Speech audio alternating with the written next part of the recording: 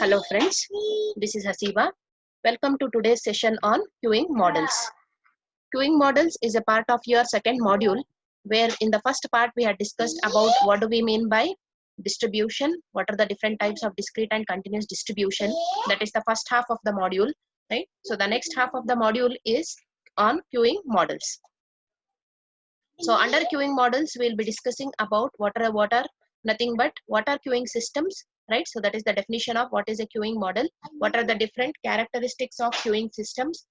What do you mean by queuing notation, right? So then we'll have few formulas on how to find out the performance of the queuing system, right? And we'll be studying one type of queue which is called as M/G/1 queue, right? So and we have to analyze the steady state behavior of this particular queue, right? And the last topic is on network of queues, right? So that means collection of queues, we call it as networks of queues. So let us start today's discussion with the definition of a queuing model, right? So the queuing model is as shown in the diagram below, right? So what happens in a queuing model? We'll have a calling population. Calling population is nothing but our customers, right? So the customers will arrive to that particular arrive at a the customers arrive from time to time, right? And they join the queue, right? So this joining of the queue, right? So if at all the server is free, directly they will go to the server and they will get the service, right? So if at all the server is busy, then they have to wait in a line, right? So queuing model, it describes that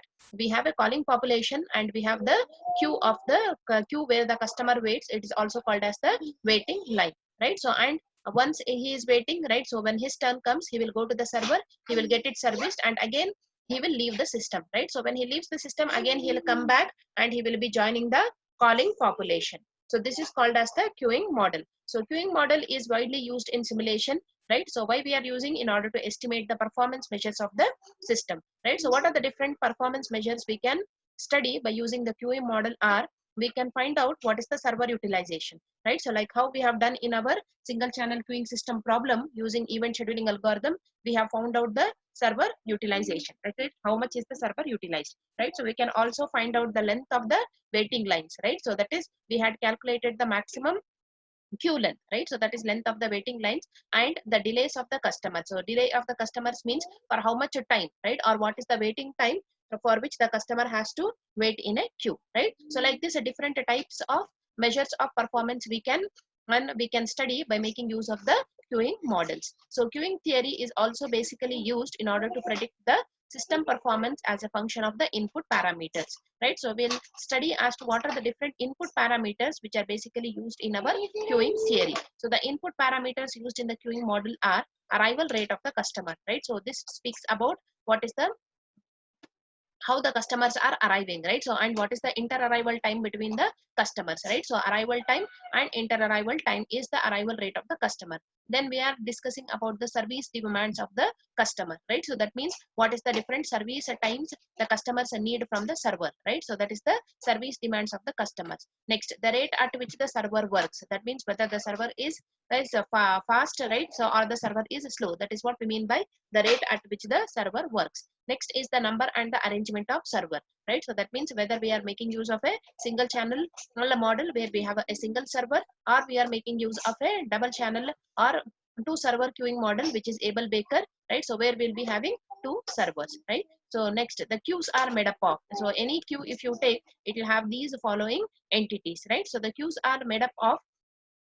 the system, right? So we say a system, we know it is a group of objects under study, right? And boundary of the system should be well defined, right? So always we should know what actually that particular system is doing, right? So the boundaries should be well defined for any system. Next we have the entities. So entities are nothing but the object of interest in the system. Next we have server. So server is what is a unit which provides service, we call it as the server. Next we have the queue, right? So queue is a unit where the customers will be waiting in order to get the their services. So there are different types of queuing systems. The first example of queuing system is production system, right? So you can imagine any type of a production, right, or manufacturing system, right? So it is an example of queuing system. Repair and maintenance system, right? So that is also an example of queuing system. Then we have banks or supermarkets. They are also example of queuing system, right? So this is nothing but a queuing model. So if at all they ask you a question, right, so define and explain a queuing model, then you have to discuss about what is queuing model, right? So why it is used for, what are the input parameters of a queuing model, right? So what the queue consists of, or the what is the queue made up of, and what are the different examples of queuing system. So let's move on to the next topic under this chapter, right? So which is characteristics of a queuing system, right? So that means characteristics is nothing but what are the different features of the queuing system, right? So we know that in any queuing system, there are basically two important key elements. The first is the customer and the second is the server, right? So customer can be people, it can be machine, it can be cases, it can be orders, right? So that means anything that arrives at a facility and requires a service, right? So that we call it as the customer. Next we have the server, right? So servers are nothing but it can refer to receptionists, right? Repair person, CPU in computers, right? Or any resource that provides the requested service, we call it as the server. So this table gives a few examples of the queuing system. So we have the system, we have the customer and the server, right? So the first system is a reception desk, right? So if I take a reception system, people are the customers, receptionist is the server. If I take an airport as a system, airplanes are the customer, right? So whereas runway is the server, right? So next we have the hospital, right? So if I take hospital, patients are the customers, right? So doctors or nurses are the servers. If you take theater, fans are the customers, right? So ticket window is a server. Take an example of inventory system. In inventory system, order for right, so that means what orders you are giving right into the system, right? So those orders for is the customer, whereas warehouse is the server, right? So coming to the police control room, the service calls which come to the police control room, right, are the customers, right? So whereas the calls are received by the policeman, right? So he is the server. So like this, we have different examples of the queuing system where we have the system and we can identify the key elements of the queuing system, which is the customer and the server, right? So the basic characteristics of the queuing system are, right? So in any queuing system, we should have the calling population. The calling population is nothing but the customer, right? So next we talk about the system capacity. System capacity is nothing but how many customers it can occupy, right? So if at all the capacity is full, then that particular person has to wait in the queue, right? So that is what we mean by the capacity of that particular system. Next we have the arrival process, right? So arrival process talks about the different arrival times and also the inter-arrival time between the customers, right? So next we have the queue behavior and queue discipline, right? So queue behavior, that means what type, how is that particular queue behaving, right? And what are the different queue disciplines, right? Whether it is a first in first out queue, last in first out queue, like this, what is the type of that particular queue, right? So next we have service time and service mechanism, right? So service time is nothing but how much time a customer needs in order to get serviced by the server, and what is the type of mechanism he is expecting, right? So from that particular server, like this we have different characteristics of queuing system, right? So let us discuss all these types of characteristics in detail, right? So let us start with the first characteristics of the queuing system, which is calling population, right? So as we know, what is calling population? Calling population is nothing but the customers, right? So the population of potential customers is referred to as the calling population, right? So the number of customers, right, so which are there in any system, we call it as the calling population. So this calling population, it can be finite or it can be infinite, right? So finite means there is a proper pattern on how the customers are coming, right? So that is how we distinguish, right? So the main difference between finite and infinite population, it is basically based on how the arrival rate is defined, right? So in an infinite population, the arrival rate is not affected by the number of customers who have left the calling population and joining the queuing system, right? So if I take an infinite population, there is no restriction, right? Or there is no mechanism to control the arrival rate of the customer, right? And the arrival rate, it is not affected by the number of customers who have left the who have left the system, right? Or the number of customers who are joining the queue, right? For example, hotel, right? So in an hotel,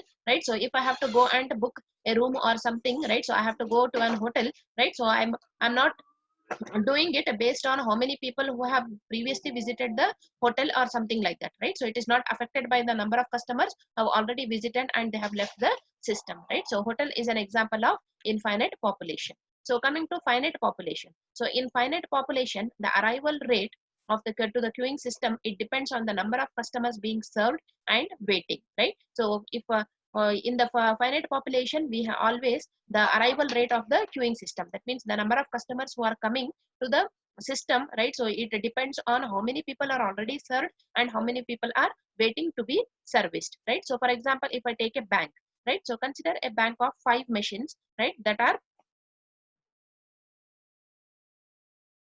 consider a bank of 5 machines, right? So then are curing tires, right? So after an interval of time, a machine automatically opens and must be attended by a worker who removes the tire and it puts an uncured tire into the machine, right? So we are considering a uh, uh, production system example, right? So where we have 5 machines which are used for curing the tires, right? So after an interval of time, what we are doing, a machine automatically opens, right? So the machine is opening, and when the machine opens, it must be attended by a worker, right? So having a worker at that particular time is very important. What is the job done by the worker? He will remove the tire and he will put an uncured tire into the machine, right? So these machines are nothing but the customers who arrive at the instant they automatically open, right? So the worker is a server who serves an open machine as soon as possible. So the calling population is finite because it consists of only 5 machines, right? So here we have the calling population, which is nothing but our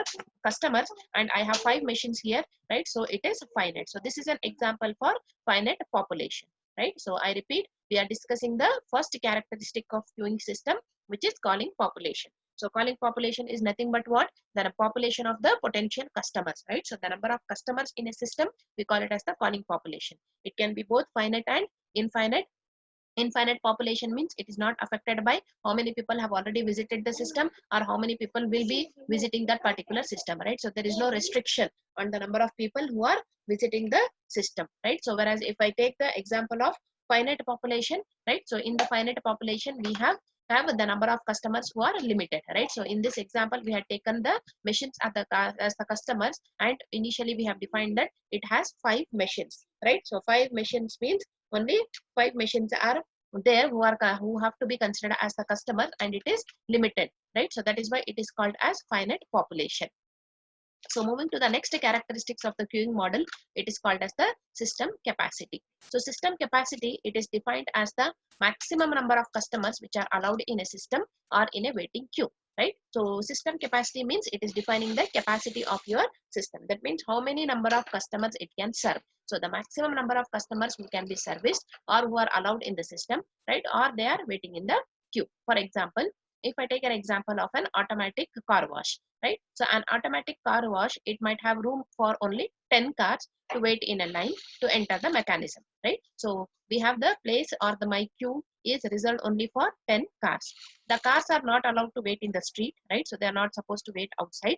An arriving customer who finds the system full does not enter but return immediately to the calling population, right? So when a customer arrives, he finds that the system is full, right? So what he will do, he should not enter the queue, right? So because the queue has room only for 10 cars, right? And one by one they have to go. Since the queue is full, what that particular customer has to do, he should take back his car, right? And join the calling population. So when a system with limited capacity is considered, then there is a distinction made between the arrival rate and the effective arrival rate, right? So here we are describing two types of arrival rates, right? So one is called as just arrival rate. So arrival rate is nothing but the number of arrivals per time unit, right? So for every time unit, how many customers or how many cars are coming, right? So that is what we mean by arrival rate. The next part is effective arrival rate. So effective arrival rate means the number who arrives and enters the system, right? So if the particular customer gets his car, right, to get it washed, right? So effective arrival rate means he is getting his car and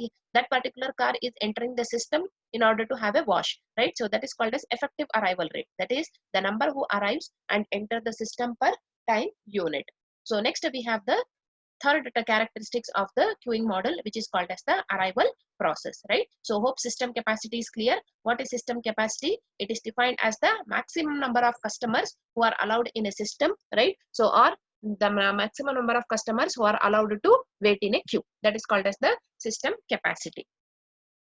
The third type of characteristics of a queuing system is arrival process. right? So what is arrival process? Arrival process, it describes how the customer arrival, right, or how the arrival are distributed in time, and whether there is finite population model or it is an infinite population model, right? So arrival means how basically the customers are coming, right? So how the customers are arriving, right? So the arrivals are distributed in time, and whether there is finite population or there is infinite population, right? So coming to infinite population model. So in an infinite population model, the arrival is characterized in terms of, right? So under infinite population, we will consider few few variables, right? So which basically describe the arrival process of the infinite population model. The first one is inter-arrival times of successive customers, right? So we already know what is the inter-arrival time. Inter-arrival time is nothing but the time difference between the first customer and the next customer, right? Or between two successive customers is called as the inter-arrival time, right? So the inter-arrival time of the successive customers, right? So is a variable which has to be considered, right? So when you are describing the infinite population model, right? So arrival time of the customers can follow Poisson distribution or they can follow exponential distribution, right? So if I take the arrival process in an infinite population model, so what we are considering here, we are considering the inter-arrival time of successive customers which are either Poisson distributed or they are exponentially distributed, right? So the next variable which is considered is scheduled arrivals, right? So scheduled arrivals means already their arrivals are scheduled or they are fixed, right? So such as the patients to a physician's office, right? So that as good as you are taking an appointment to visit a doctor, that is called as scheduled arrivals. So the inter-arrival time could be either constant, right? So or constant plus or minus a small random amount to represent easily or late arrivals, right? So the inter-arrival time in case of scheduled arrivals, if you take, it could be either constant, that means that particular patient is coming on time, right? So or it can be constant plus or minus a small random amount in order to represent easy early or late arrivals. It is a early or late arrivals, right? So sometimes you can be little bit early, right? So uh, based little bit early than the current time, or sometimes you will be little bit late than the scheduled time, right? So you can have either it can be a constant, that means you are on time, right? So or you can or you are little bit early or late to the place, right? So that is called as the scheduled arrivals, right? So the third variable is the server. The server is never idle because of lack of customers, right? So because here we are discussing about infinite population, so in an infinite population the server is always busy, right? So the server is never idle because of lack of customers, because in an infinite population there is no restriction, right? So on the number of customers, right? So you can as number of customers they want, right? So they can arrive, right? So independent of the previous customers who have already visited the system, right? So example of infinite population model is raw materials in manufacturing units. So let us move on to the finite population model. So in finite population model, the characteristics of arrival are, right? So it defines a customer as pending when that particular customer is outside the queuing system, right? So when the customer has visited the system, right, and he is outside the queuing system, that means he has still not entered the queue, right? That means what, he is described as a pending, right? And it is a number of the potential calling population, right? So when a customer is described as a pending, that means what, he is outside the queuing system. So whenever a customer is outside the queuing system, that means where he will be in the calling population. So we say that he belongs to a number of potential calling population. So next is define runtime of a given customer. So runtime of a given customer is what, it is defined as the length of the time from departure from the queuing system until the customer arrives back to the queue, right? So runtime is nothing but the departure of the length of the time from departure from the queuing system, right? So he will leave the queuing system, he will get the service done, and once again he comes back to the queue, he'll join back to the queue, right? So as good as we had your travel time, right? So in a dump truck problem, right? So the same way we have the run time. So run time means it is the departure from the queue and arrival back to the queue. So one important application of finite population is machine repair problem, right? So the basic example for finite population is machine repair problem, right? So because the machines are the customers here, right? And the runtime is also called as the time to failure, right? So when a machine fails, it arrives at the queuing system and remains there until it is served, right? So the machines are the customers here, and Runtime is what? Runtime is also called as the time to failure. So when the machine fails, it arrives to the at the queuing system and remains there until it is served. Right? So this is nothing but the arrival process of both and how they are defined using our finite population model and infinite population model. This is the third characteristics of queuing system. Now moving on to the next characteristics of queuing system, which is called as queue behavior and queue discipline. Right? So queue behavior, it refers to the action of the customer while in a queue, right, waiting for service to begin. Right? So how that particular customer behaves in the queue, that is what we mean by queue behavior. Right? So there are four types of queue behaviors. So queue behavior can be, sorry, three types of queue behaviors. Queue behavior can be, it can be either a bulk queue, right? So bulk queue means what? Where the customers will leave, right? So will leave the queue when they see that the line is too long, right? So sometimes you have seen that people will be waiting in a line, right? So and if the line is too long, they will wait for some half an hour, and finally they will see that, right, they cannot wait, right, to wait for too much of time, right? So what they will do, they will leave the queue and they will go, right? So such type of queue behavior we call it as the bark queue. It is called as the bark queue. The next type of queue is renege queue, right? So in renege queue, what happens is the customers leave after being in the line when they see that the line is moving too slowly, right? So they will be standing in the queue and then they will wait, right? So and when they see that the line is moving too slowly, right? So when the line is moving too slowly, what they will do, they will leave that particular line, right? So such type of queue behavior we call it as the renege queue. The third type of queue is called as the jockey queue, right? So in jockey queue, what the customers will do, they will be jumping from one line to another. That means they will move from one line to another if they think that they have chosen a slow line, right? So they will be standing in one line of the queue, right? So if at all they see that it is moving very slowly, what they will do, they will shift their line, right? So from that particular line, they will move to the next queue line, right? So that type of behavior we call it as the jockey behavior, right? So we have three types of queues. Bark queue, right? So when they see that it is too long, they are just seeing, right? So they will see it is too long and they will leave it off. Oh no, I will not want to join the queue, right? So renege queue means they will stand, right, they after being in the line, right? So they will stand in the line, right? And when they see that the line is moving very slowly, right, so then they will leave that particular line. That is called as the renege. There is a difference between bark and renege. Bark means you are not joined the queue, just you are seeing that the queue is long and you have left it, right? So renege queue means you are standing in the queue, you are being in the line, you are standing in the queue, and then you are observing that the queue is moving very slowly, then you will leave. That is called as the renege queue. Whereas jockey is you are moving from one queue to another if at all you think that you have chosen a slow line. Okay, so the next is queue discipline. There are different types of queues we have already studied in our operating system, right? So the same way here also we have different types of queues. It basically refers to how the customers are served in the queue, right? So what is the discipline which is followed in servicing the customer? There are different types of queue disciplines. We have FIFO, which is first in first out. We also have LIFO, which is last in first out. It is last in first out. Next we have SIRO, which is nothing but service in random order. Then we have SPT, which is shortest processing time. Then we have PR, which is priority, right? So for queuing models which are based on FIFO queuing discipline, which means that the services begin in same order as arrivals. That means the first customer who enters the system will be the first one to be serviced, right? So but that customer could leave the system in different order because of different length service time, right? So based on different lengths, he will leave the system in different order, right? So but entering will be based on first come first serve basis, right? So last in first out, then service in random order, right? So you are not following any order, in random order you are giving the service. That is also one discipline. Next, based on the shorter processing time. That means based on the service time, right? So whoever's service time is less, right, so that particular customer will be processed first. That is called as shortest process time, right? So next type of queue discipline is priority, right? So sometimes some customers will be taken as VIPs, right? So they have to be processed first, right? So that is what we call it as priority, right? So based on the priority, the customers will be serviced. So these are the different types of queue disciplines and different types of queue behaviors, right? So moving on to the last type of characteristics of queuing system, which is called as the service time and service mechanism, right? So we know what do we mean by service time, right? So let us study, right, with an example here.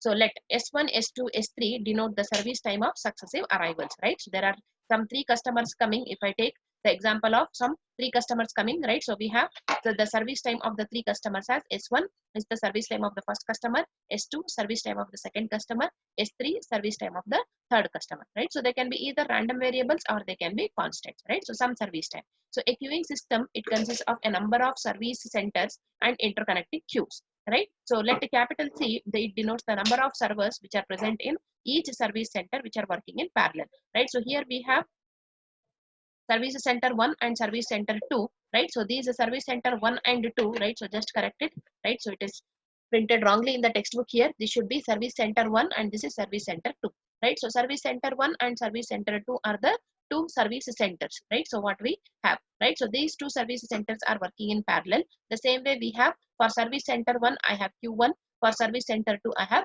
Q2, right? So parallel service mechanism, right? And the single server C equal to 1 and I can have multiple services or unlimited server C is equal to infinity, right? So a self-service facility is usually characterized as having an unlimited number of servers, right? So self-service is nothing but unlimited number of servers. So this figure, it basically shows a warehouse with 3 service centers, service center 1, service center 2 and service center 3, right? So people are coming here, right? So we have the arrivals.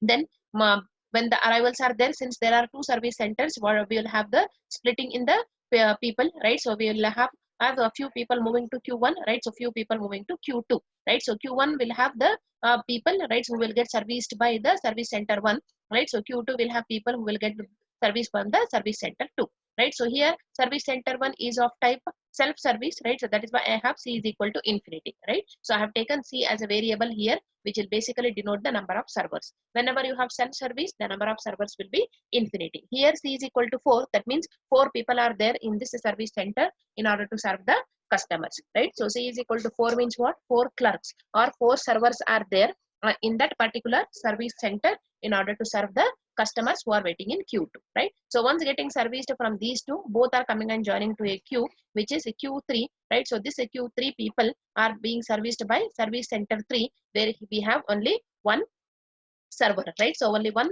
clerk is there, right? So he is the cashier, so he is collecting the money, and finally there is a departure from the system, right? So this is an example for a warehouse with 3 service center. So this subsystem, it consists of Q2 and service center 2, right, as shown in the figure, right? The service mechanism, it includes in service time distribution, right? So we should keep track of what is the service time distribution, how many number of servers are there, right? So service time distribution, the number of servers, batch service, right? So batch service means a server serving several customers simultaneously, right? That means as a batch, right? So one customer is serving a batch of customers. That is what we mean by batch service, right? A single server serving several customers simultaneously. Next, customers requiring several servers simultaneously, right? We can have both, right? So either one customer serving many customers, right? So or many customers are going to several servers, right? So customers requiring several servers simultaneously, right? The one customer requiring many servers, right? Or one server requiring many customers. Both is both we can have, right? So both the versions we can have, right? So these are the different types of service mechanisms, right? So here we have, right? So this is an example of service center 2, right? So where we have server 1, server 2, server 3, server 4, right? So as we have seen here, C is equal to 4, right? So C is equal to 4 means I have 4 clerks or 4 servers, I have an arrival and a departure, right? So like this I can have different types of service centers, right? And based on that I have based on that we'll have different service times, and also I can have different service mechanisms, right? So these are the different characteristics of queuing system. Thank you.